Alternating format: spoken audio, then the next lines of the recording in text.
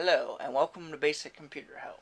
Today we're going to be coding a Hello World program in C++. I'm going to be using the Microsoft's Visual Studio 2008 Professional Edition. But if you do not have this, there are millions of options to choose from. The three that I most recommend are Bloodshed Software's Dev C++. You can get version 5 even though it's in beta. It has been in beta for a long time now because the developer has stopped working on it. But it's still a very good piece of software, and it has a strong community upgrading the core components of it. When you get it though, you come down to go to download page, you'll get this page.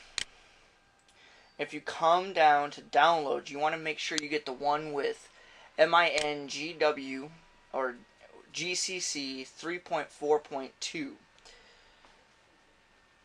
Although, because this one is just the executable only, you will get only the IDE, and you won't be able to compile your programs.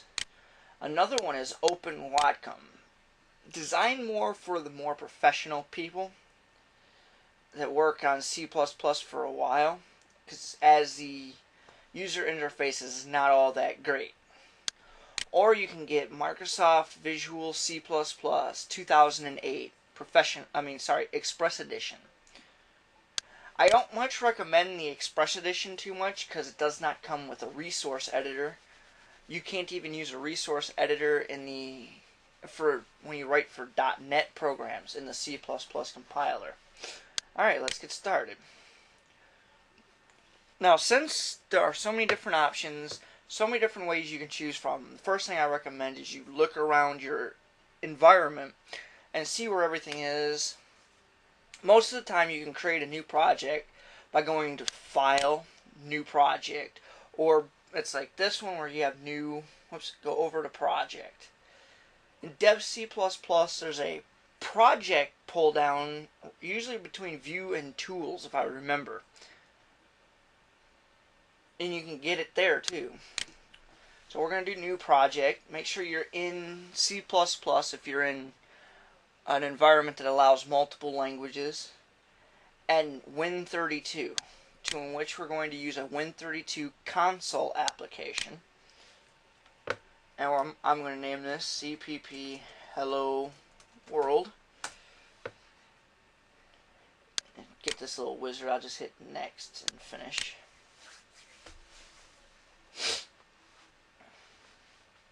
And we get this screen.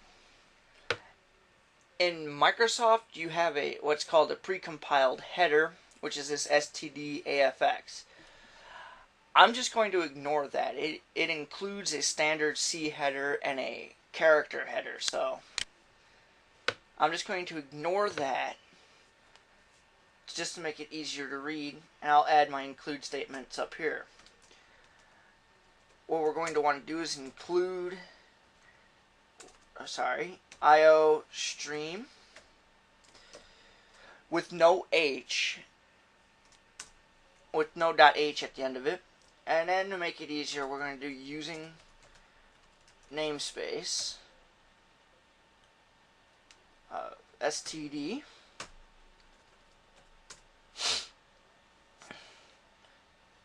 now we're going to do a C out Hello World end L. Now what the end L part of it does is it makes sure that the end of line character is compatible with your operating system. In Linux you just have \n.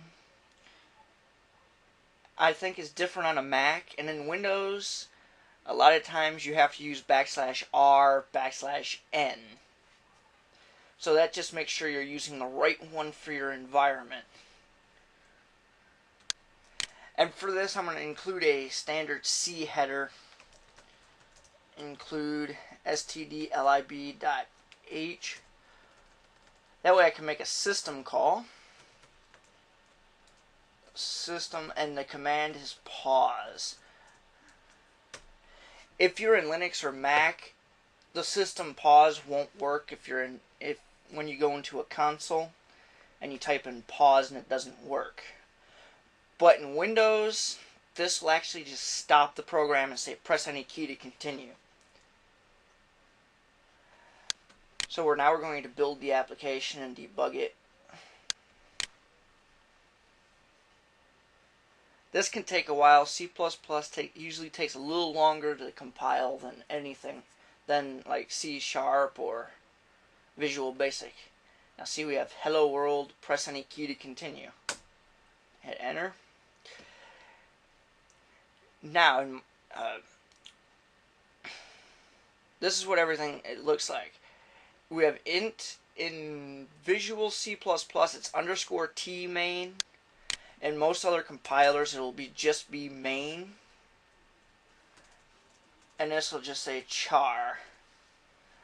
So this is main, and the first argument is, the first parameter in this function is argc, which is the amount of arguments that was passed to our program. And then char, which is a pointer, which makes it a string in C. argv, which is an array of strings.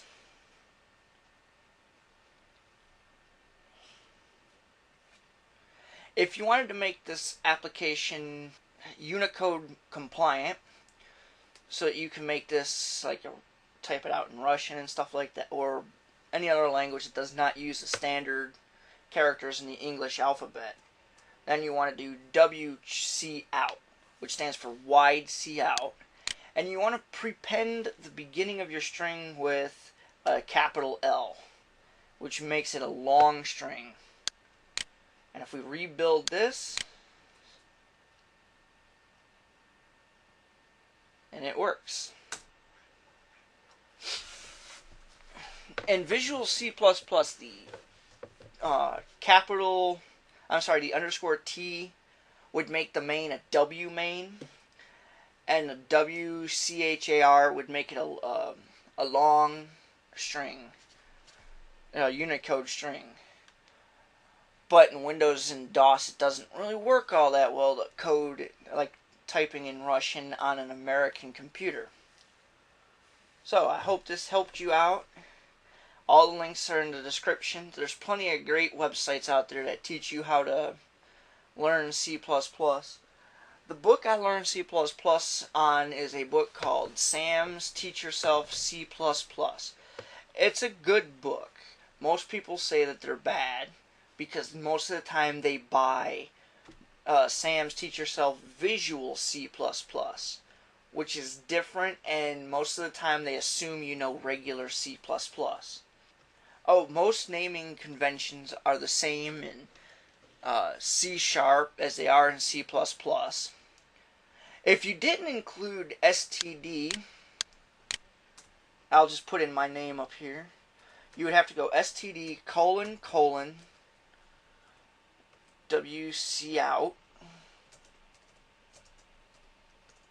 I'll just put in my name.